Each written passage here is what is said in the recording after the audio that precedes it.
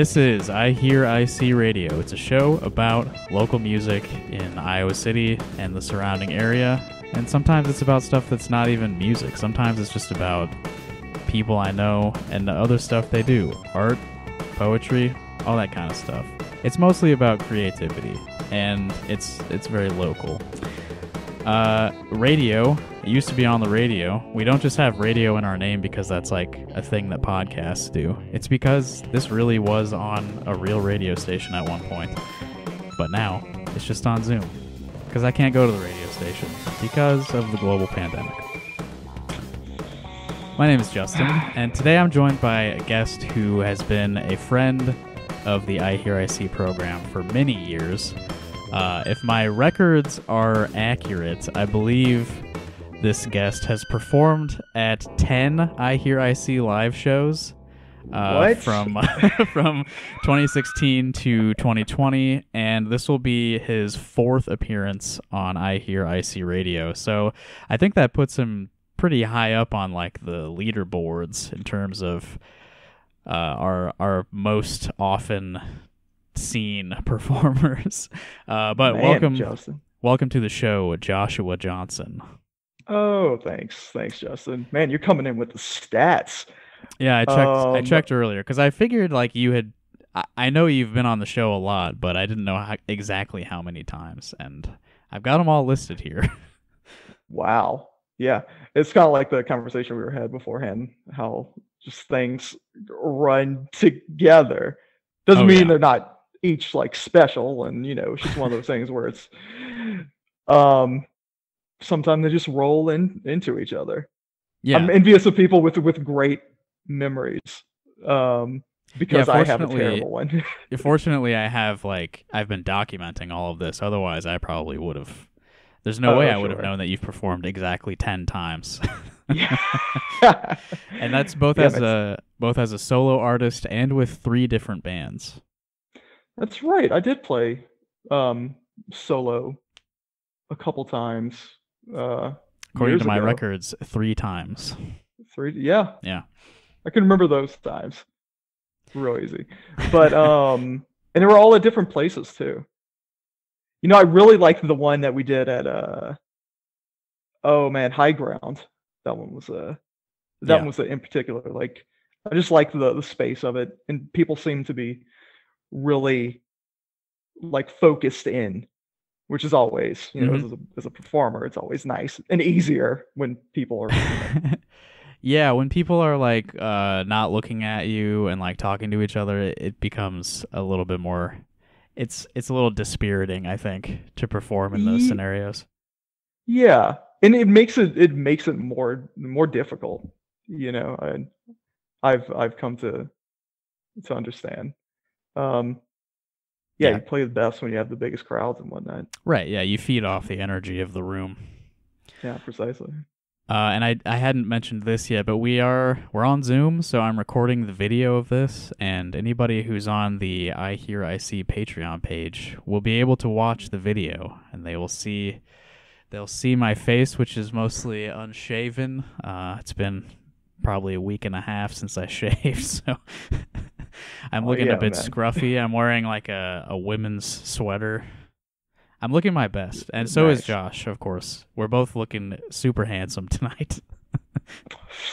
Like I said, just 15 pounds heavier than last year this time. One of the many benefits to subscribing to the iHearIC Patreon. And speaking of, gaining weight since last year, one of the 10 performances that Josh took part in as part of the iHearIC live series was the very last live show that we were able to do before we all locked ourselves in our rooms. So, I mean, that's like a very historical moment. It was our last, hopefully not the last show ever, but yeah, that was a weird time too, Justin. So that was when I started my at the time, my brand new job. I was in training during that January and February time. Mm-hmm. And I was also working for a CCPA. I was doing part-time there, and it just so coincided that my training for my job, which was a little difficult. The training was kind of like intense and whatnot. Coincided with myself as a part-timer having to work 2 40-hour weeks Oof. at the theater. We were doing Wizard of Oz. Yeah. Over there. So that was a rough couple of weeks. Yeah. Yeah, that was rough. And then things got rougher. Yeah, very shortly. Yeah, exactly. Yeah, I remember that February show. It was like extremely cold out, and like I remember Kevin saying he was surprised I didn't cancel the show when he arrived that night, and I was like, well, should I have? Sorry. So Kevin is the biggest baby when it comes to the cold. Yeah. He's he just, even though he was born and raised here, Right. he spent like 6 months in Texas after he got out of college, and he was like, this is where I need to be. This is my people. He's told me he wants to move back down there, so yeah. And who knows, with the pandemic, he's still associated with our lovely West music, local West music right now. But yeah, so who knows what'll happen. That might be like a long-term goal, Yeah, for sure. Yeah, last time I talked to him about that was probably like December of 2019. So I think if he had any plans, those probably got derailed. Hey, but the housing markets is great right now, so yeah, probably. If he's gonna try to sell, yeah, try to do it now. Speaking of moving around, we're here tonight to talk about your solo releases. You've been going under the name Copper Johnson recently. I have. And one of the songs you've released as part of that project is called Nomadic. Sure. And I believe that's kind of like an autobiographical song, correct? Sure, yeah. I mean, all the tunes, in a way, it's just like a cliche thing to say, but I think I wrote, I was writing for these bands I was a part of here, like the High Watermark and Sneezy Dollars. I wasn't writing necessarily autobiographical. I was given like kind of tasks to do, like here's going to be like write about this. So that's what I was working on for a long time. So I decided to kind of look inward and look at certain times in my life. Some of those songs, Nomadic, that was written and recorded 7 years ago. Wow. Now, yeah, it was when I lived in Colorado. I lived in the mountains of Colorado at the YMCA of the Rockies, and I was in a relationship that was intense, and the breakup was intense too. And that was like the first time I came back home and I started working for a second contract for Electronic Arts. And I remember I'm in like this old RV trailer, like a camper trailer that someone left on our land because my parents were renting out like some of our land to people, and this guy like abandoned this $200 trailer with like mold, and I was like living in this trailer while I was like commuting to Baton Rouge, and that's where I recorded all those on Red Rocks is what I named that Wow. release. Yeah, okay. You recorded all of those back then? Yeah. And I've been sitting on them for 7 years. Yeah, because I think I initially heard you released them under the Sneezy Dollars label, correct? Yeah. So that was, that's what Sneezy Dollars was going to be, kind of like an avenue for my songwriting. But then it kind of merged into a more collaborative thing with the guys and gals, or guy and gals. But yeah, so I decided to take those songs and in those recordings and kind of have a home, right? Just kind of a just a pseudonym to put those under. Yeah, more personal. Yeah, exactly. Well, okay, I know where the Johnson comes from because that's your real last name, but where does Copper come from? So Copper comes from a movie. A character in a movie that I loved growing up. Fox and the Hound. Nice. Yeah, you got it. Yeah, loved that growing up. And I wanted to change my name to Copper for so long, Justin, because I don't know if you know this, but Joshua Johnson is an extremely common name, Sure. and Yeah. it has made my life more difficult to in, which is a weird thing to say, but there's been times where like I was attending Louisiana State University and I Mhm. had some issues with my application because there was another Joshua Johnson, Oh, okay. working at Electronic Arts. Like I mentioned, there was Yeah. another Joshua Johnson in Florida who was getting my emails when he first started Yeah, yeah. because IT messed up. So on and so forth. I've been wanting to change my name to Copper for a long time. Um, but every time I go about it, it's like, oh, you're gonna have to spend $600 and get a lawyer and change Right. your diplomas and da da da. And I was just like, it's not, I'm worried about Right. it. Yeah, you can So just use it as a stage name. The exactly, legal stuff, exactly. that's too complicated and No, no, no, annoying. no. Yeah. Do you Yeah, like I'm at resent do you like resent your hit me. parents at all for naming you that? So my mother hates the name. She Really? always she yeah, no, so she was strong-armed by my dad's mom, my grandmother, Okay. into naming me Josh because she watched a soap opera. I think it was Days of Our Lives, and the character was named Josh in there. And I Wow. was like, I don't know, my grandma had the hots for this guy named Josh, so she like weirdly wanted to name her grandson out of it. Huh. Just southern things, I guess. I But guess so, yeah. um, yeah. So no, my mom hates my name. She just Wow. she does not approve. But you know, That's too bad because I mean trying to it keep the peace in the family. right. It should have been, Yeah. her choice. That's what I think. I 100% agree. I should ask her what she would have named me if she can. I'm gonna ask her that. What should Yeah. name me if she can do it again? Yeah, it's so I didn't go to it. I don't. How big was your high school? Oh geez. I don't remember numbers exactly, but probably like around 1,000. Okay. Okay.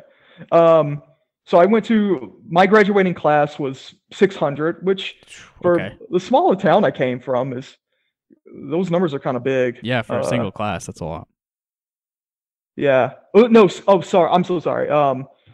My school was The whole 600. My school. class, my graduating class was 125. Okay, yeah. Um, so out of those 600 kids, I was the fourth Joshua Johnson in the whole school, Yeah. which made things once again difficult when they called me to the office for Yeah. specific things. Yeah. Were there multiple in your grade?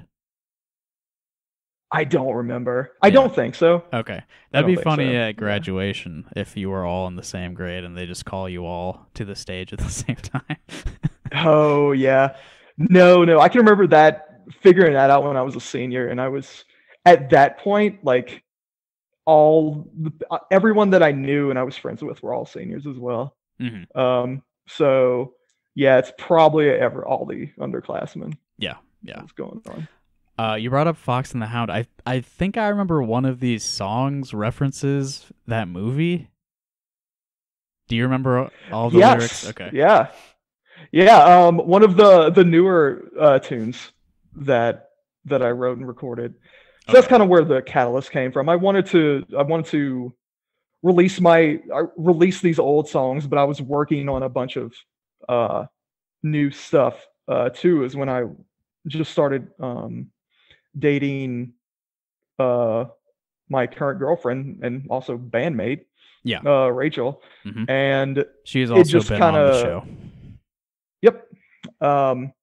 And those songs are directly from dating her and those softy wafty feelings that all Yeah. came. Yeah, and I do mention Hound and the Fox on Nothing Special. Yeah. Okay, so it's on the closer for that newer album. Yes. Mhm. I listened to both of these back to back earlier today, just like getting ready to talk to you. It's interesting how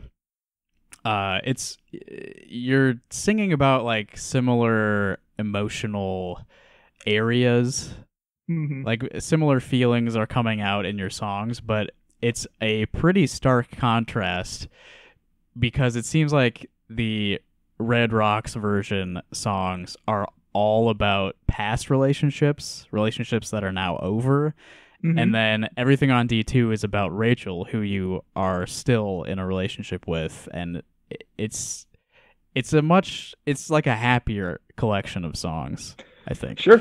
Yeah. And no, Joseph. And I did the whole all those songs on Red Rocks. Those were right after I had that breakup. So me and that girl, we broke up. I moved back home, and I was having a hard time doing it. So I was sitting there and I was writing these songs in this like $200 Yeah. falling apart travel trailer, like with like water dripping down Wow. next to me. And it sounds dramatic, but now I'm just thinking it's just super gross.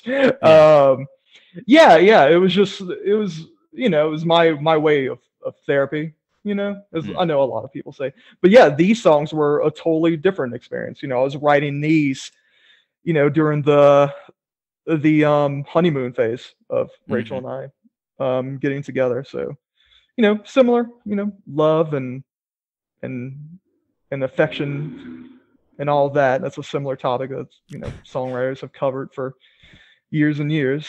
Yeah, I But mean that tends to be like our strongest feelings come out in those moments. mhm. And for the stuff that I was writing for Sneezy Dollars and that I'm writing now, I wanted to get away from that. So now I'm writing all about growing growing old, and or not Mm. growing old, but like growing up, getting away from like those optimistic, as sad as it says, like thoughts of like your youth, and it's more like existential and whatnot. Yeah, yeah. Yeah, The contrast between when your whole life is ahead of you and when a much shorter amount of time is ahead of you. sure, sure. It's like, oh, is this what I'm working towards? Is this what I wanted, or what do I want? What am I Yeah. being pressured into wanting? Is this That is this type of what stuff. is this what I expected? Is this what I thought I would feel like when I was 30? Well, exactly, and just kind of digging deeper, but also trying to like fit some humor in it, and some self awareness Yeah, I remember as your well. song All Chase No Slay kind of Hmm. touches on that feeling. Although it's from several years ago now, so maybe you've evolved further. Not at all. Absolutely not. No, I remember you when I was wanting to. That was like the beginning stages of writing for the high water mark at the time. That was several years ago, and I Yeah. remember when I was like, I played it at iHearIC thing, Hmm. and you gave me a very sweet compliment, Oh, good. Justin. You were like, I really liked that song, and I was like, oh well geez, because I don't even know if I showed it to the guys Mm. at that time, and they didn't like it. Oh, really? They still had like there was like, oh, it's just so different than what we do. I was like, it's kind of the point, Yeah, yeah. Yeah. Have you played that as like a bluegrass arrangement? Yeah, Okay. yeah. We arranged it in like a high watermark way. We kind of did some dynamics with it too, which I liked. Nice. We it was at the beginning it was meant to be a very like slow ballad, Right, yeah. kind of monotonous, but we made it into starts off with just me, goes into the full band, and then goes back with just my vocals and playing the banjo, then ends with the full band. So it ended up being a lot of fun in that way, and Yeah, even more different than what I thought it was going to be. that So sounds like it would be cool. It's too bad that they didn't like it. that's fine. I'm used to it. I liked though that it's like you're taking on like a very serious feeling, just like getting older and uh maturing, or maybe not maturing as much as you should Mhm. be, and tying it to like video games specifically, which is a very childish topic and not particularly serious, but something that some of us do spend a lot of time on. Sure, and I think people, especially in like who are now in their early 40s to kids today, we grow up playing video games, and it's so normalized now, and it's Yeah. so a huge part of our childhood. I mean, you can hear, older folks, who are in their 70s and 80s talk about things in their childhood, and you can tell that those experiences made them into the people that they Right. are, and Yeah. it influenced what they're into now. So yeah, so video games are basically just interactive movies in that way. My grandma loved the mentioning it again, The Wizard of Oz, Yeah. which is the oldest movie that I've seen. Rachel and I talked about that the other day, Hmm. and how she loved that movie and how it was like special to her. So those video games, I think, are like that to people in our age range, and a little bit older and a little bit younger too. Yeah. Yeah. Yeah. Do you have any? Sorry. How old is The Wizard of Oz? I'm sure I've seen something old. 30s? Oh wow. Like Okay. 30s? Yeah. I could be wrong. Yeah. Fact Anyway, check me. what were you gonna ask me? Did you play video games? Like, did you have like a certain franchise that you were into, or Oh, yeah. a console? Oh yeah. Yeah? When I was me. born, my parents had a Nintendo Entertainment System and a Sega Genesis. So those were like my older siblings when I was born. Gotcha. So I mentioned this. So Rachel and I were talking about like the oldest movies that we saw Mhm. last night. Can you remember the first video game that you played? I'm not sure if it was the first one I've played. I know that the first game I finished was Mickey Mouse's Castle of Illusion for Sega Genesis. I finished that on easy mode when I was probably like 4. Sure. Yeah. Was that and I don't know if Capcom developed or produced games for the Genesis, but I know they were doing a lot of stuff with licensing. Yeah, they did a lot of the those Disney games. stuff around that time. Yeah. Do you know if it was made by the? I don't think that one was or- Capcom. Sure. Let me see. Sure. No. Fact No. Capcom did work on it. Oh. Listeners, stand by as I check Wikipedia. Well, it looks like actually Sega did this one in-house. Oh, okay. But it was around the time that Capcom was doing a lot of Disney stuff. Sure. And yeah, it was some quality stuff that was coming out with licensed games during that time. Yeah. And I played a lot of Sonic the Hedgehog 2 when I was Gotcha. when I was young. So I got really into Sure. that series for a long time. Mm-hmm. No, that's awesome. Did you get a Sega Genesis Classic by chance? Speaking of- No, I didn't. But I Didn't pick have one? I have like a lot of ROMs on my computer, so I don't really need the console. Gotcha. No, I don't blame you whatsoever, man. Yeah. You mentioned you worked for EA, so I assume that you were also a video game child. What were you into? Very, very, very much so, man. When I was young, and weirdly enough, not so much when I got older. I worked for EA twice. I did 2 contracts for them, and I, throughout my 20s and late teens, didn't play many video games. Got really into Borderlands Okay. at a time in college, Yeah. but that's only because I grew up playing Diablo and Diablo 2, and that's Right. kind of like, it's Similar loot for tat. system. Exactly. Yeah. But yeah, man, growing up, that was, I grew up in the country as an obese only child, so who was artsier than most in my town. Yeah. So I spent a lot of time playing video games. Not to say that I didn't have like a great childhood and I wasn't social, because I hung out in high school. I was tit for tat with the rednecks and with the Hot Topic kids. Yeah.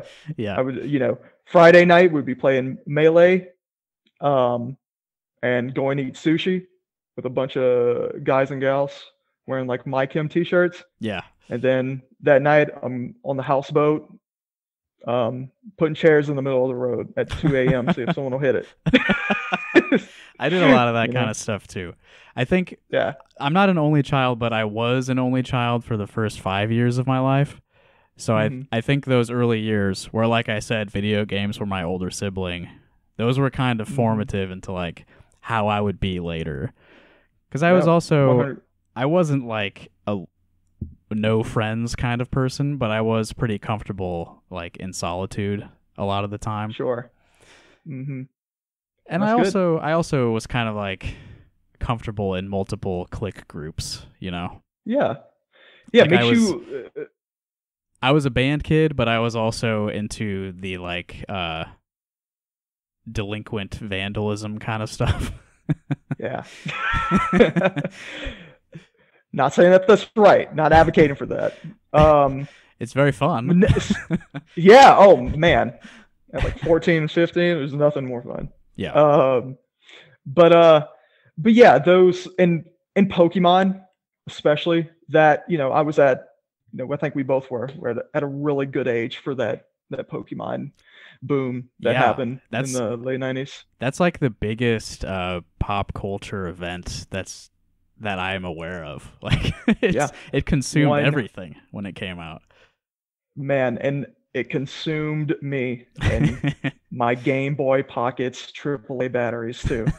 Jeez. Yeah. And playing those games, you're a kid in this fantastical environment, and you're traveling, you're walking to towns and towns, and you're having these experiences and these very like primitive games, even at the Mhm. time. And I think a little bit of that implanted itself into me. So when I got older, when I graduated college, especially because we didn't get out much growing up. My parents didn't travel too much. Yeah. I didn't travel too much. Yeah. I was growing up. Even though I lived only like an hour and change from New Orleans, me and my friends didn't even go to New Orleans very much. Wow. So when I graduated college, I instantly moved to Denver without knowing anybody or whatnot, because I had that, I hate this word, but I had that wanderlust. You know what I mean? I knew it was coming. It's kind of a gross. I know it's a gross word, and I've made fun of myself for it. I have a song on one of the albums with that. Yes, Wandering Playing- Lust is the name of that song. Yeah, which is, even saying it, I was like, oh man, that's should have done like a second or third draft on that,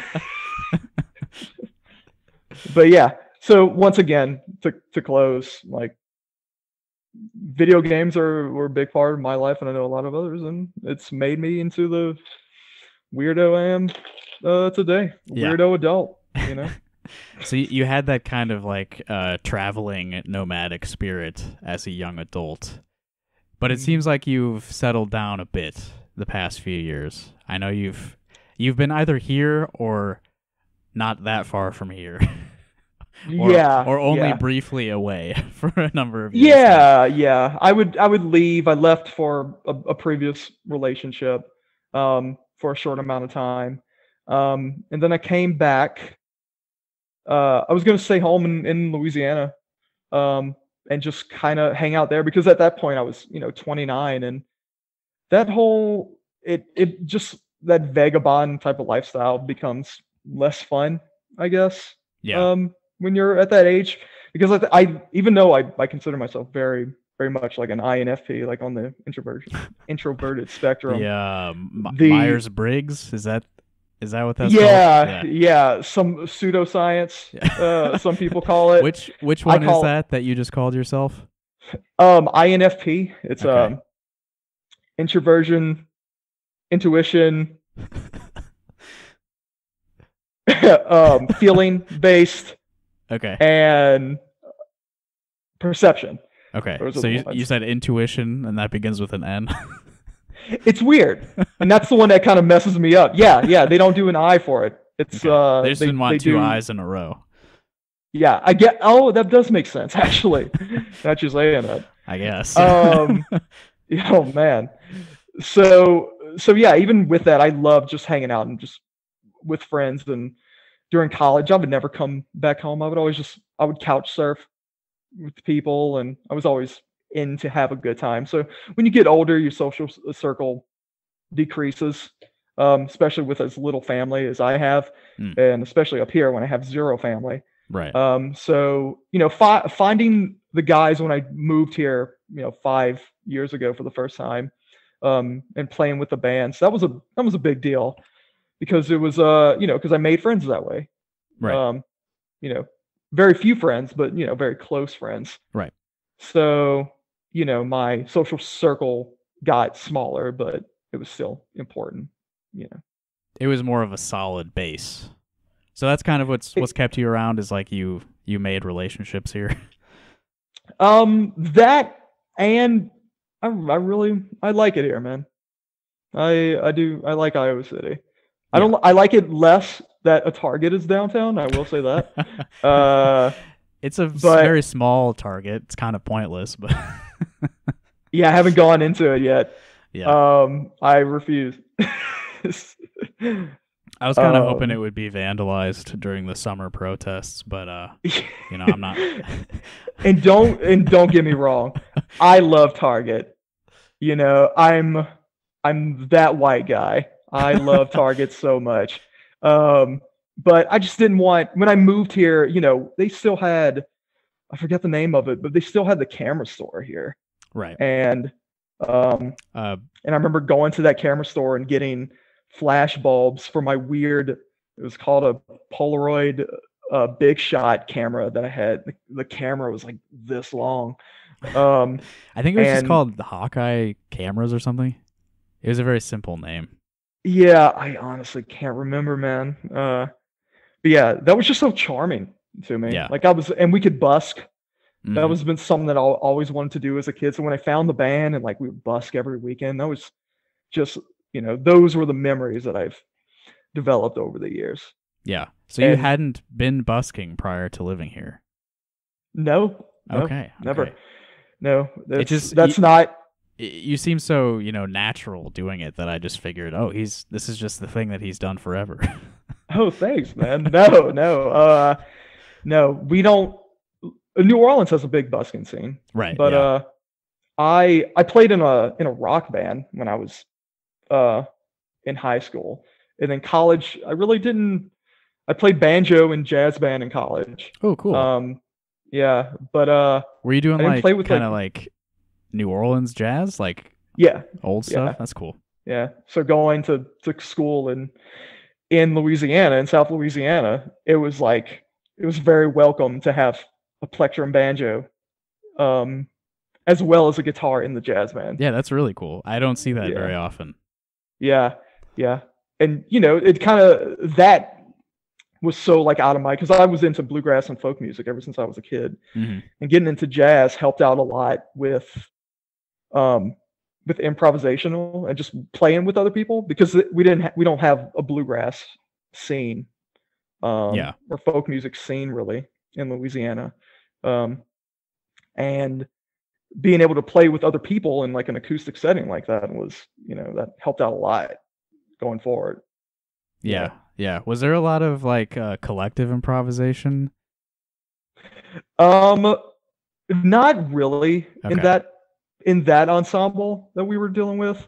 And I will say this, I was in the beginning jazz band. Sure. I mean, there's no So shame in that. If it was your first sure. jazz band, why wouldn't it be the beginning?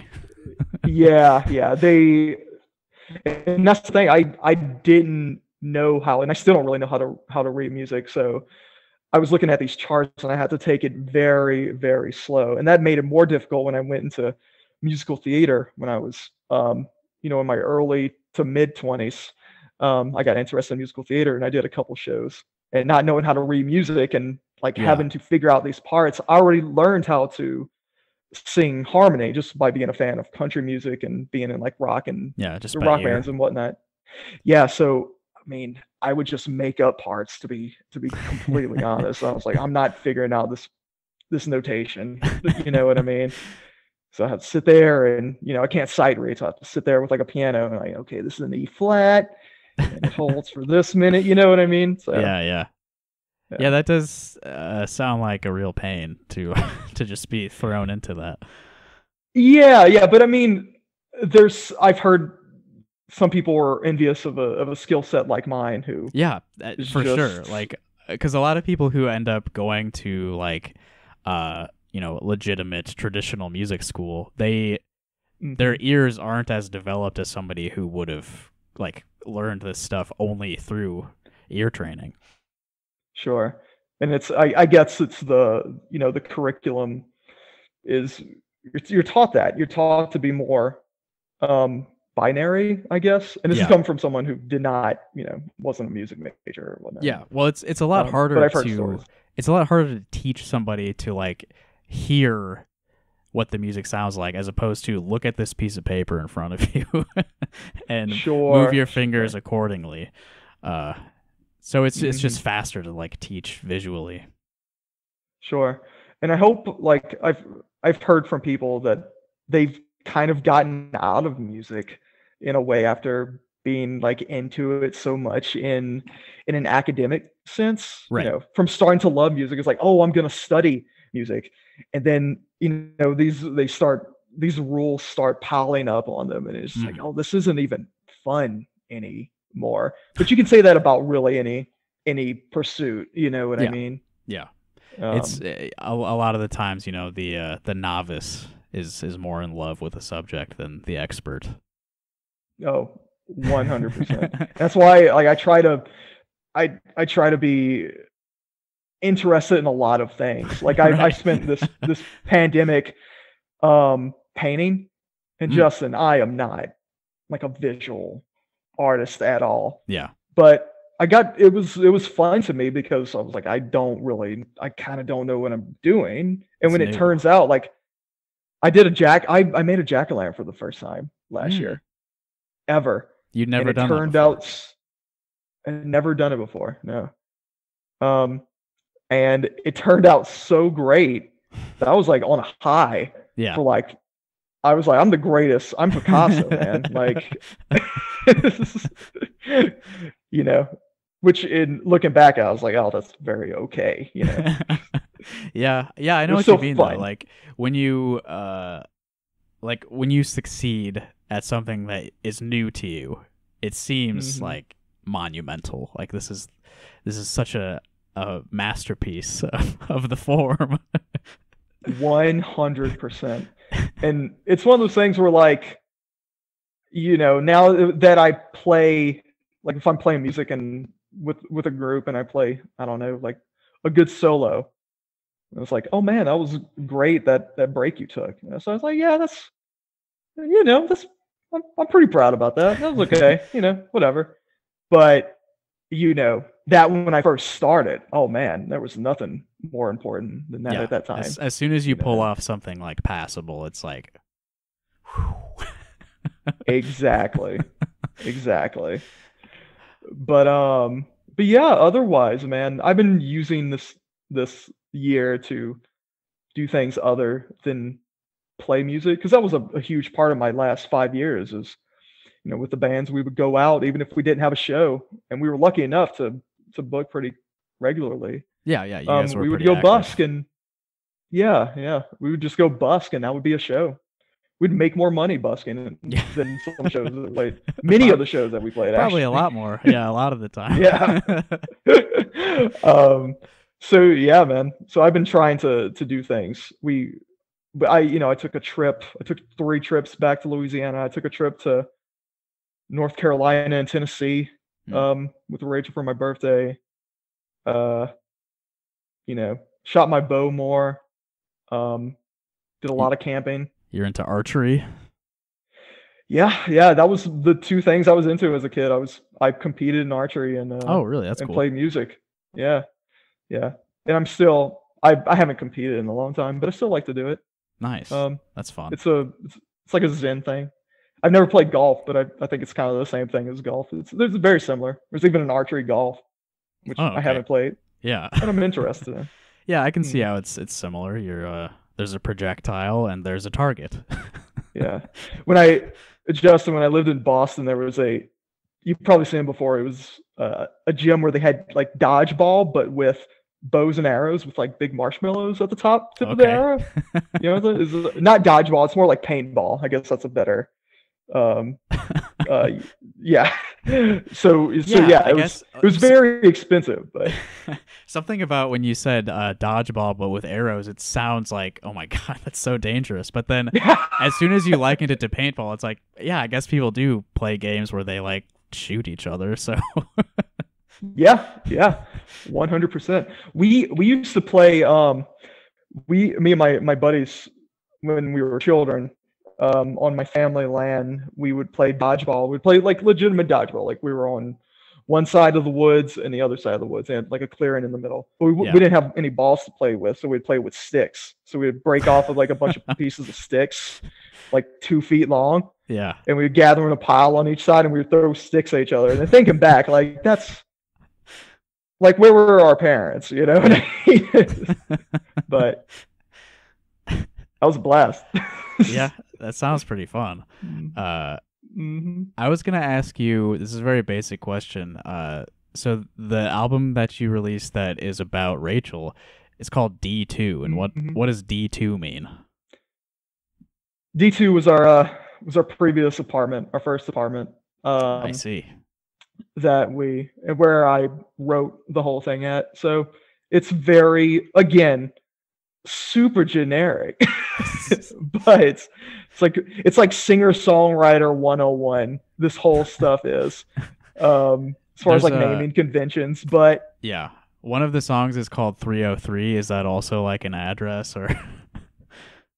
So 303, and that was just me and on an acoustic guitar. And funny enough, that acoustic guitar part I wrote on my first roommate in Denver when I first moved there. Almost 10 years ago. He let me play his guitar all the time in our apartment, and I made that up and I played all the time and whatnot. It's just been sitting with me. I'd play it every time I picked up a guitar or whatnot. Yeah. So we took Rachel, my good friend Sean, and we took a trip to Colorado.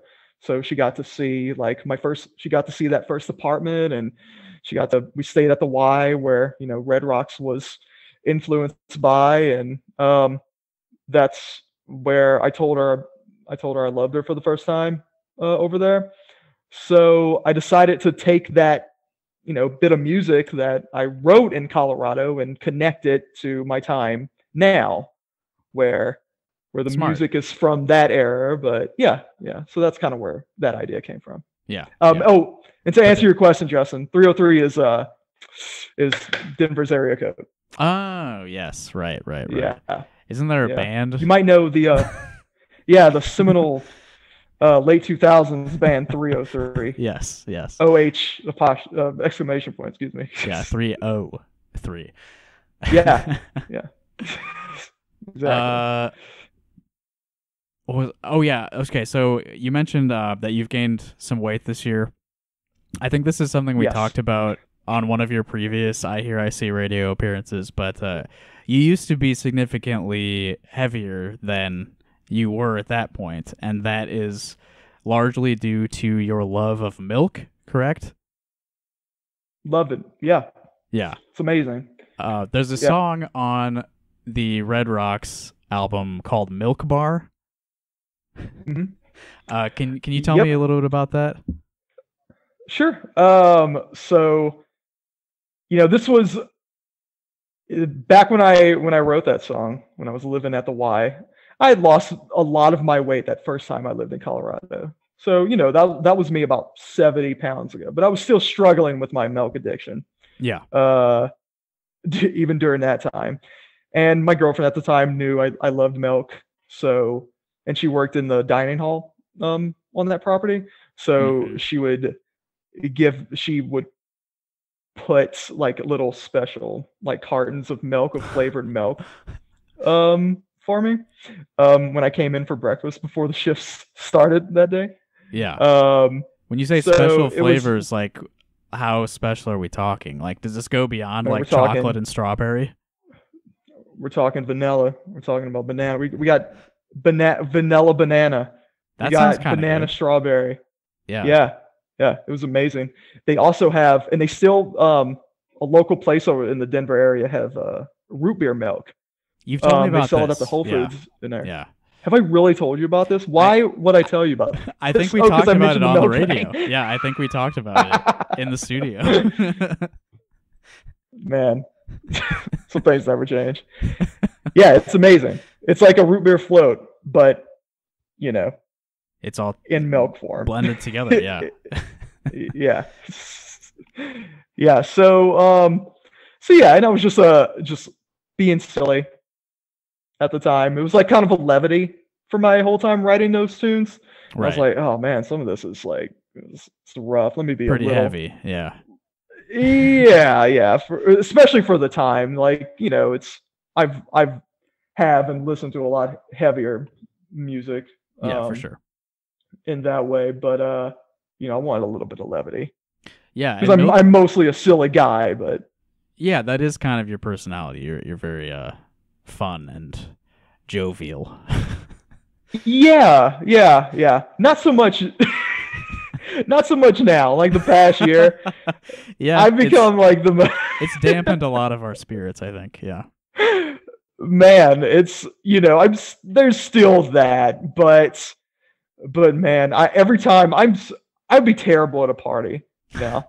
Someone would be like, "Oh, I just had a baby." I was like, "Well, you sure you should have done that?" I don't know if you. Yeah, think about And I'm not smart enough to like. Yeah, I can't recall like to like make any type of decent argument. I can't like recall like the vocabulary and the language needed to like even make an argument. You're just gonna like be a dick. So yeah. So I'm basically just like a sarcastic ass. Yeah. What it ends up being. Yeah. So again, like, man, video games though, they didn't make me a sarcastic ass. Right. Yeah. I was gonna say The world is your oyster. Milk Bar is also kind of like an upbeat, just kind of like rock song too, as opposed to the others, which are a little bit more subdued. It is a very nice change of pace. Yeah, and my friend Michael Knaps, he played acoustic guitar and his acoustic guitar, but it was through his amp. Yeah. On that song, we were all like hanging out, and I had my multi-track recorder with me, and I was like, we'd been drinking. And I was like, "Hey, Michael, you want to play on this tune?" So like, I'm sure like under the mix somewhere, there's like people like talking and stuff. But it was in like my buddy's trailer, and like I was like, the song's super easy. You can do it in like one shot, and he did. Not that So, and even thinking about that tune and him, like he's still a good friend of mine. So it just brings me back. Like these tunes are basically just journal entries. Some people like to sit down and write a journal. These are just audio journals, basically.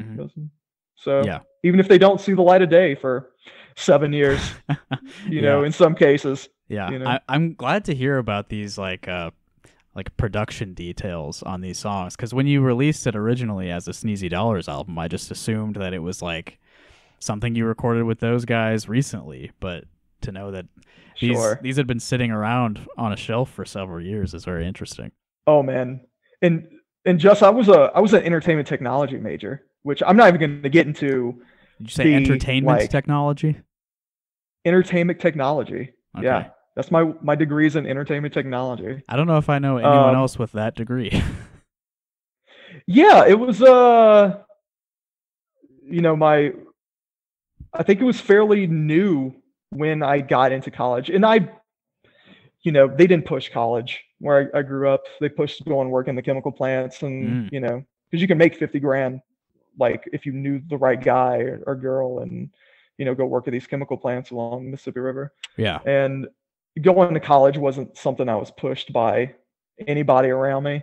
But when I first started, it wasn't even. I did not care at all. Yeah, like I took one class my first semester, but then I got my friend, and he got the job because of family connections. But I became the paid intern for the entertainment department for the state government of Louisiana. And that was another big turning point in my life. I just, I've always been interested in like music and, you know, like song recording, mind you, this was in 2008. Mm-hmm. Still like recording studios and everything. We're still like that. Like I can go work in a recording studio. How cool would that be? I've heard they still But exist, though I never see the inside of them. exactly. But yeah, so basically I became the student worker for the entertainment department, and I was a entertainment student. Um, and I did that for 2 years, and that was a huge growth, like personal and professional for me, because now I'm with, um, I got the chance to go on like movie studio lots and meet celebrities, and um, I got VIP like side stage tickets to Jazz Fest for that year, and I got to see like Mumford and Sons and the Avett Brothers side stage, and you know, come from like a fairly sheltered like Bayou child, that was a Yeah, yeah. huge deal. And I'm working with people of because it's mostly white and black back home, but now I'm working with um, one of my coworkers was Muslim, one was from the UK. Just these little things just kind of like not necessarily opened my eyes and made me more inclusive to other people, but it like really solidified that, Yeah, yeah. like Broadened this your is experience. yeah, exactly. It's like this is important, and why certain people who I grew up with and family members have these bigoted Mm-hmm. um, Mm-hmm. thoughts are probably because they just haven't broke bread with other people. You know what I mean? That's certainly part of it. Yeah, like I've lived in Iowa almost my whole life, and like the schools I went to were like pretty diverse for Iowa standards. But I mean, this is a Mhm. 90% white state, so a Sure. lot of us do end up, pretty isolated to like a segregated kind of life. But yeah, I mean, when I went to grad school, I was like working with immigrants a lot. Like a lot of the students that I was interacting with were from like Iran or uh, I know like a Syrian guy, and like yeah, I mean before that I was tolerant. I wasn't like anti-immigrant Sure. or anything, but like actually having friends from that background, that definitely does change like you understand what you're talking about more and like the human experience. Exactly. You understand that you're and this, the whole Red Rocks experience working at the YMCA of the Rockies. I That campus hires people from all over the world. Yeah. So now I'm working with people from, you know, just anywhere you can think of, I worked with them. And that was an even bigger, like you understand, like we're not different at all, especially with the Hmm. advent of the internet. That's Yeah, yeah, that's yeah. been a huge change to like, you know, now we all have like similar senses of humor because, we see this same video online that got a lot of traction or whatnot. So, and I love that type of like, you know, togetherness, Hmm. because I have been quite jaded from just growing up in a, you know, 50% black, 50% white environment, and like just seeing the politics and the culture that that comes from, you know, Yeah. um, especially with like the negative side of it. Let me be frank, Yeah. Yeah. yeah, negative side.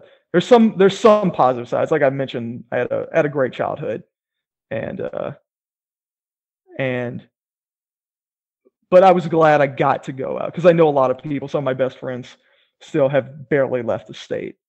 You know what I mean? Yeah. So Yeah. I mean, still, even now, like, I think most people end up spending most of their lives like pretty close to where they were born. sure, sure. Um, and that hasn't left the table for me either. I'm open to go back to Louisiana. Maybe not in my area, Yeah. but that where I grew up at, but somewhere similar. Hmm. Um, Especially since I got family land just got donated to me, Oh, put you put you into my name. you're a landowner. Yeah, yeah. I'm a landowner officially. You can vote now. And I can do it. And I can do it. And I can do it remotely too. Man, there's just so many good things that come out of this. There was one other thing I wanted to ask you about from the album. The last track, Nothing Special. There's a line in that where you say, if you believed in marriage, you would Sure. propose to Rachel. So what are your thoughts on marriage? You know, they've definitely opened up. In recent years, especially the older I get, the more like I understand like people's thoughts of it. But I think again, I'm kind of my parents were married for a long time. I was lucky that a lot of my close family members, my godmother and whatnot, come from these like very fairly healthy like mother father backgrounds. You know, the nuclear family, if you will. But as I know a lot of people are nowadays, just can get a little jaded with how many times marriage doesn't work out. Yeah. I guess, and where people get married for money reasons and all that, which I totally understand too. Yeah. I guess I don't care that much though. You know what I mean? Yeah. So that's just one of those things. I do come from the more like emotional spectrum. It's like, well, I don't. Yeah, it's gonna save me this amount of money a year on taxes, but like, you know what I mean? Do I? It wouldn't feel right for me, like ethically, I guess. You know what I mean? I kind of also think it's maybe not right ethically, though I am married. Sure. But it just, I don't want to, like, for people who believe that, like, so like, oh, I did it for like money reasons or what the case may be. I was like, well, what about these people over here who like actually did it because they really do believe in the sanctity of it and all that. It's kind of like it shouldn't all be one thing, because they're like, Ashley and I are married for very practical reasons, like sure, we can get on each other's health insurance and that kind of stuff. When I say each other's, I mean I'm getting on her health insurance, to be clear. Sure. All credit to her. Preach. Yeah. so that kind of very practical decision shouldn't necessarily be tied up in the like spiritual and emotional part of it. Like, why should we muddy something so pure with something so clinical and I mean, you're hitting the nail on the head, Justin. That's basically where my thoughts come from. Yeah, I would love to, like, I just want, like, with like Rachel and I wish I can just like make people understand that we're serious by not having this piece of paper signed by some guy at a courthouse. You know what I mean? Yeah. That's where it all comes down to. Like, I'm very much like, if you want to get married, like, bless you, sir, madam, or other, do your thing. But for me, I'm just a little jaded, and I like to pick fun at that too. Between you and me, I'm way more open about it since I've been dating. Yeah. Her. Yeah. Is that her influence? Like, is that something that she wants? Yeah. Not for really any spiritual reasons. Just security and just a show that you are serious. Just the symbolism of it all, I guess, which I totally respect. And that might be a further conversation one day. You're trying to get me in trouble. I'm not. It's just like I can tell now that we've discussed it for a couple minutes that you are in a very similar place to where I once was. Sure. And sure. In my case, it led to some tears, but now it's all good. Sure. Oh, that sounds like a story sounds like an off-air story. Maybe, yeah. But yeah, we'll see, Justin. We'll see. Yeah. I'm not trying to push you in any certain direction, but I figured if it's in the song, it's something you're probably willing to talk about. Yeah, yeah. No, no. I'm pretty much willing to talk about anything. Yeah. But I'm not, weirdly enough. Here's another thing. I'm a sideline for a second. I love stand-up comedy, right? Mm. And I love silly, like, juvenile stand-up comedy. And I always wanted to give. Have you ever done it yourself? Well, I always wanted to, Mm-hmm. but I don't think that whatever I write, I would be comfortable having out there in the world, I guess. Hmm. You know what I mean? Because it would just be. I'm not gonna mention anything. Like, it's just be like the silliest, dirtiest stuff, you know. Okay. Are you worried that it would be like offensive, or you would be embarrassed Yeah, I guess about it later, or? probably a little bit of both. I've worked with several like religious and humanitarian like nonprofits and whatnot throughout my life. Mm-hmm. And like I'm looking kind of at that as kind of career, at least the nonprofit side of things in the future. And I just don't I don't want that to come to bite me. You know what I mean? Sure. I Yeah. don't feel like that should be right either, but I'm just playing it safe. Yeah. You know, Yeah. I'll like things from afar. You know, you know. Yeah. You kids have fun. You know, I'm gonna have fun watching you, kind of like that. Yeah. Yeah. Kind of like a dad, but like not a dad. You know. Yeah, I think I was at one point like very nervous about putting those kind of thoughts out there, like in my voice under my name.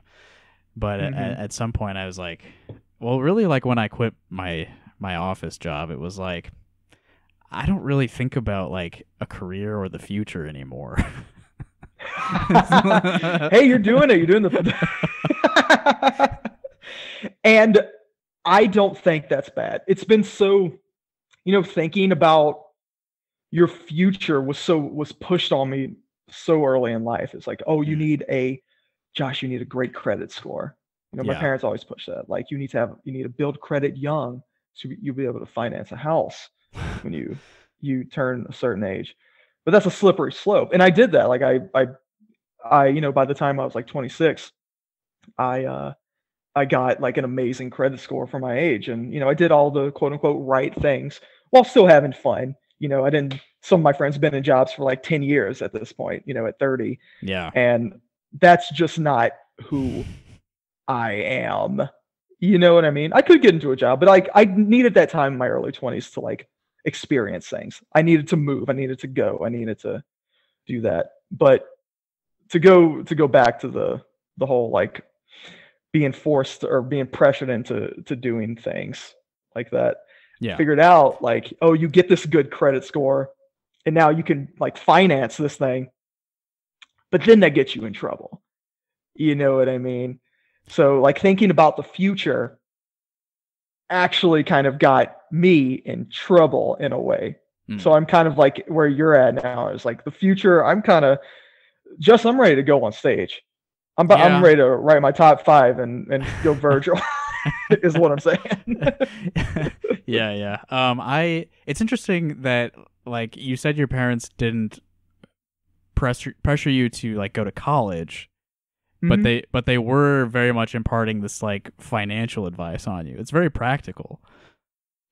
Yeah. And I think it comes from like where my part in Louisiana, which is again how I grew up with these people who had this like bubble mentality, which I know a lot of people do, but yeah, we live in a very low income area, but because of the financial and job opportunities that these chemical plants like Exxon and Dow offer, you can have zero like higher education and make just a great amount of money. Yeah. Especially so young. So that's just one of those things where my folks didn't push me to go to college. It's just like, just go work at the plant and live next door and marry, someone with your same skin color, you know. Yeah, You marry a know, girl you've known since you were like 5 years old. yeah, yeah, no, it's one of those cliche things, but man, that's how it was. Yeah, there's people who really live lives like that. Hmm. I mean, I'm not Yeah, that far and from that kind of life, honestly. sure, sure, and like, when I was in my early 20s, I resented that so much. Like I wanted to go away, and I felt like I was better than the people my friends who just like stayed home, and I was like, look at these yahoos just like hanging out over here. I'm traveling all over the place and I'm doing all this cool stuff. And I felt kind of like better than them. But Yeah. then like, you know, and that's such like a terrible thing to think in hindsight. It's just one of my many like just embarrassing thoughts I've had. I think And it it's takes, I think like go ahead. regardless of where you actually are in life, I think that's a pretty common like self-perception for like a young white man like us. Yeah. Like when I was like, late teens, early 20s, I was like, man, I'm so much smarter than everyone surrounding me. Yeah, man. So yeah, it's one of those like collective experiences probably, but Yeah.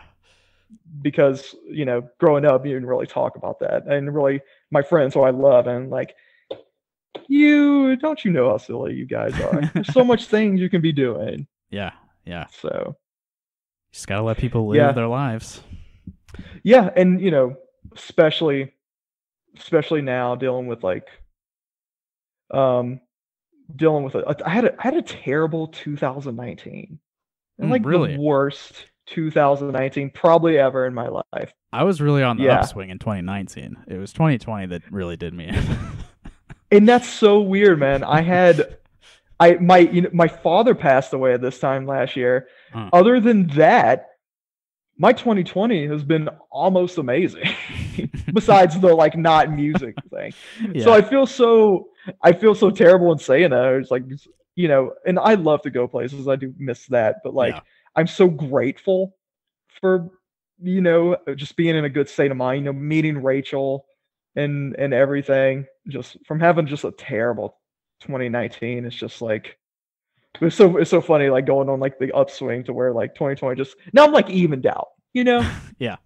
I think that's where it's all at. I think like the first like 2.5 months of 2020 were awesome. Hmm. It was when everything kind of hit the wall. Yeah, Like the same as everyone else. That's when I started feeling bad.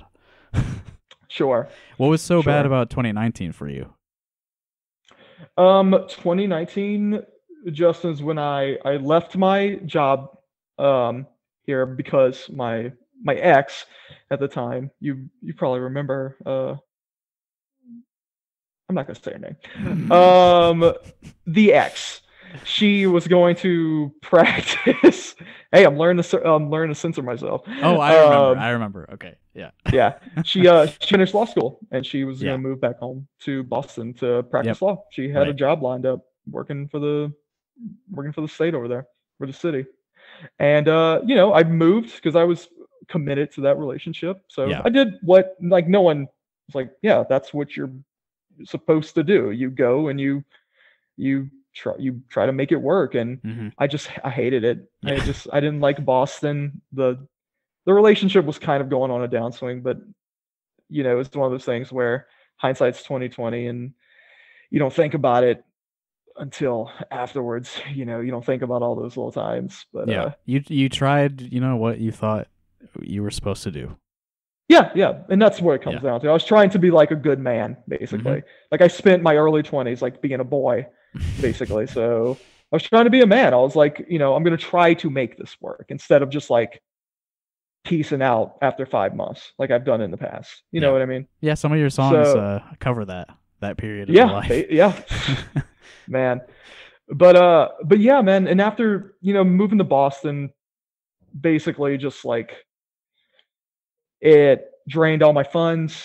Uh, had a hard time finding like steady, good employment afterwards. Like in Boston, then moving back over here. Um, and then I found like Rachel and I found each other and we started dating, and then I got an amazing job. two amazing jobs actually at the same time. And man, the band was doing super well. I was like the thinnest I've ever been. It was great. And then that March time last year, my dad ended up passing away, and then COVID hit right afterwards. Yeah. So that kind of like made things weird, but again, I'm very fortunate to where, my job has been steady this whole time, and I have someone who I get to come home to, and I enjoy coming home to. Mm-hmm. Well, not coming home. She comes home to me. I'm just, I'm here all day. Yeah. But that's Justin. That's basically in a nutshell. Yeah. Let me ask you one more question about one of your songs, and then we'll wrap things up.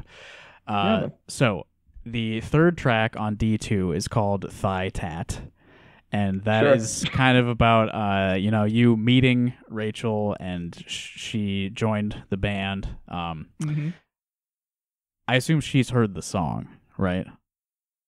I don't know. We don't talk about it. That's basically what I was going to ask is like, has she given you any feedback? Like, how does she feel about these songs that are about her? She I think she knows. I don't know if she's listened to the songs in their finished form, but she's been there the entire process. Sure. She was there while I'm like sitting there in bed, like writing, like figuring out chord changes. She was there like coming downstairs in the apartment like at 3:00 in the morning, where I'm like sitting there like mixing for it's like, how long have you been awake? I was like, man, I haven't slept. It's like I'm working on this. So yeah, she's been through it the whole process.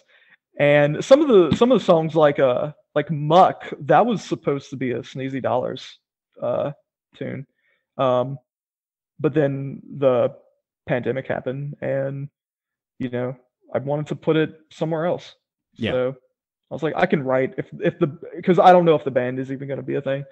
So I was like, I wanted to keep it, basically. Want to do something with it. So right, of course. There it goes. Yeah, but to answer your question, Justin, I don't know. Yeah. After we get off, I'll ask her. It's like, have you even listened to? Yeah, because I want to know how she feels about being called Thigh Tat Girl, and if she finds that objectifying or anything. No. So I actually asked her about that. I was like, what? I asked. I gave like several like names, basically. Yeah. Like several angles I wanted to take with it. Yeah. And she was like, no, that's fine. Okay. I was like, good, because I don't really like the song's probably like my least favorite anyways. So I was like, that's fine. Yeah. No, but that's interesting. I'm gonna ask her when we get off. I'm just like, what is your? And I know exactly what she's gonna say. No, and I don't care. and I love her for it. All right, so we've been going for a little over an hour, which is standard podcast length in my experience. Mm-hmm. So I know that you've got these albums up on Bandcamp. It's at copperjohnson.bandcamp.com. Is there anywhere else you would like people to look for your work?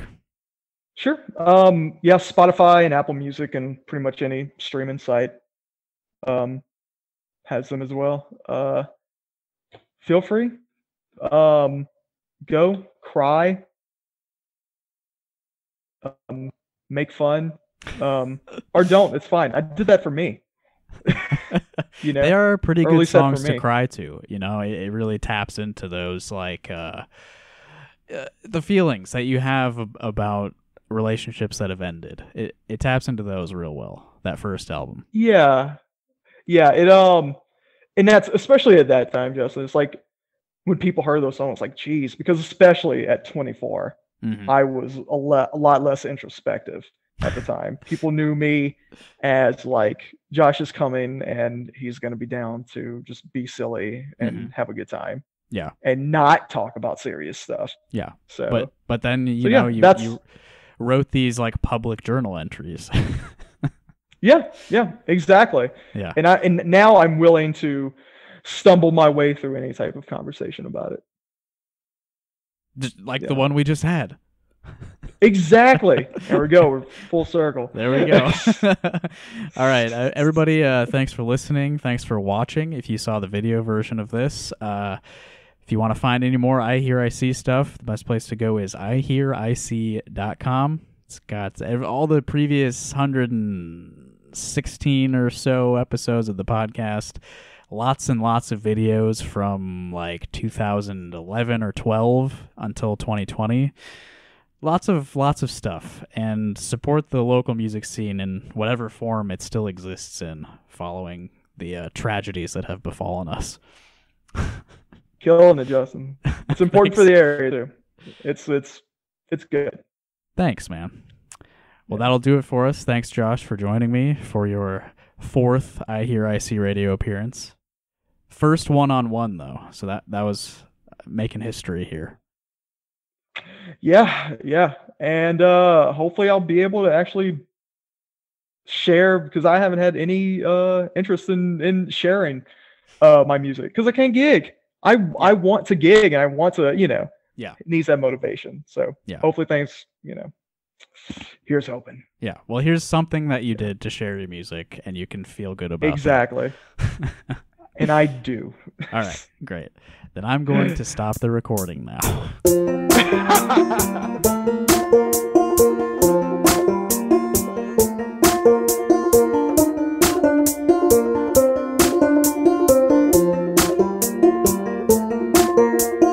I can hear you say, don't go, please stay. Sorry, cliche, that's not my way. Lonely life, this is the only path that makes sense wholly, without feeling drowned. Bawling, left you there while hauling junk. It is my calling to be nomadic.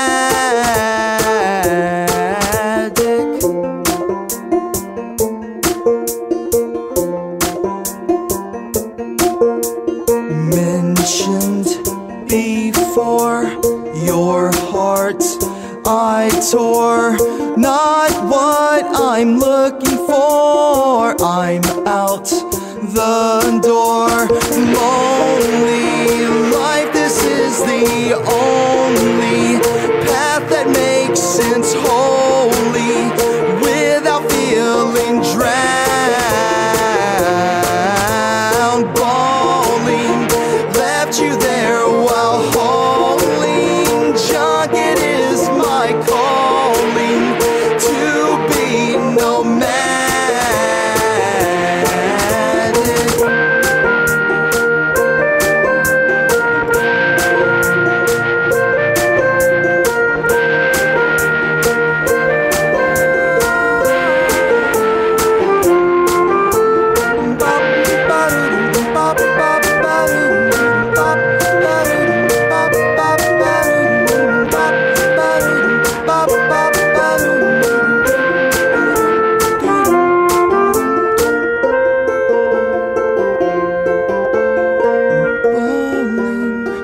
Left you there while hauling junk. It is my calling to be nomadic.